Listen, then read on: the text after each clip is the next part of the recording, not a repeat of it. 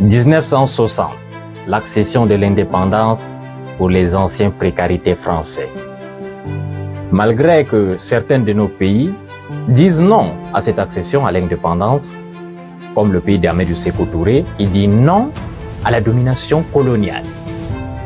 Malgré le disent non de Ahmed Sékou Touré, certains de nos leaders, de nos anciens leaders, de nos aînés qui disaient oui à De Gaulle, qui idolâtraient De Gaulle. Ils voyaient De Gaulle comme le sauveur. Ils voyaient le général De Gaulle comme la solution.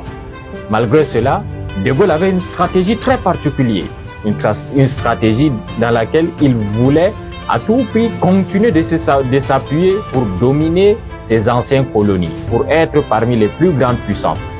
Imaginez-vous, la France, à elle seule, il porte plus de 60 millions de population et englober les pays de l'ancienne précarité qui englobe le plus de 500 millions. La France, à elle seule, domine tout ce pays. De Gaulle avait mis une stratégie dans laquelle il fallait à tout prix continuer d'asservir ce peuple, continuer de dominer ce peuple, continuer d'aliéner les manteaux de ce peuple. C'est pour cela que De Gaulle a mis une stratégie éducative dans le but de pouvoir servir les intérêts français. Pour que le nègre aide à servir les intérêts français, De Gaulle a mis une stratégie éducative dans laquelle un système imposé, endoctriné et inculqué dans notre état d'esprit. En 1960, De Gaulle a mis une stratégie dans laquelle il fallait à tout prix que les Africains qui voulaient avoir de certaines faveurs de l'ancien colonial, ce sont des Africains qui étaient à l'école, qui étaient quand même instruits. Mais de quelle manière ces Africains ont été instruits? Parce que le système éducatif que nous vivons actuellement, que nous partons à l'école, est un système éducatif importé depuis les années 1960. Et ce système éducatif depuis les années 1960, ce sont aussi ces systèmes éducatifs que nous continuons, aujourd'hui de nous instruire à l'école. Ce système perdu depuis 1960. Une vision depuis 1960 qu'aujourd'hui nous absorbons et nous ne pouvons pas résoudre nos problèmes. Ce système ne nous parle pas. Ce système n'est pas adapté à nos réalités. Ces systèmes sont des systèmes qui ne peuvent pas résoudre le problème de manière pragmatique ici dans notre continent.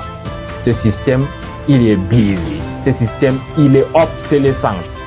Il faut le changement. Il faut à tout prix que nous, les jeunes déterminés au changement, nous puissions militer pour le changement de ce système éducatif nocturne. Ce système qui ne nous apporte que sauf de la misère et sauf la paresse intellectuelle.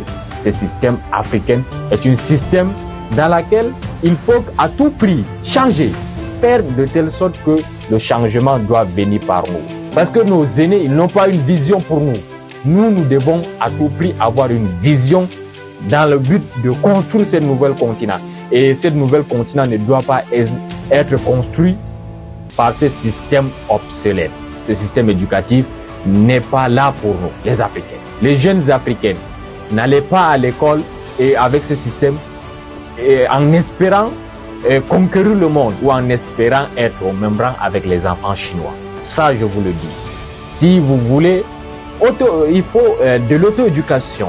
Il faut s'auto-éduquer pour pouvoir être au même rang que les autres ou pouvoir être sur le même table. Si nous voulons le respect, ce n'est pas avec ces systèmes perdus que nous allons avoir le respect avec tant d'autres puissances. Parce que ce système n'est pas adapté à nos réalités. L'Afrique pour la liberté, nous le gagnerons. L'Afrique libre. Je vous prie de vous abonner, de liker, de partager. Parlons de l'Afrique. Partagez à tous les jeunes engagés et les jeunes conscients qui veulent vraiment le changement. Merci mon créateur IM Design. Merci pour cette réalisation. Merci à tous et merci à vous. Merci pour votre engagement. Merci.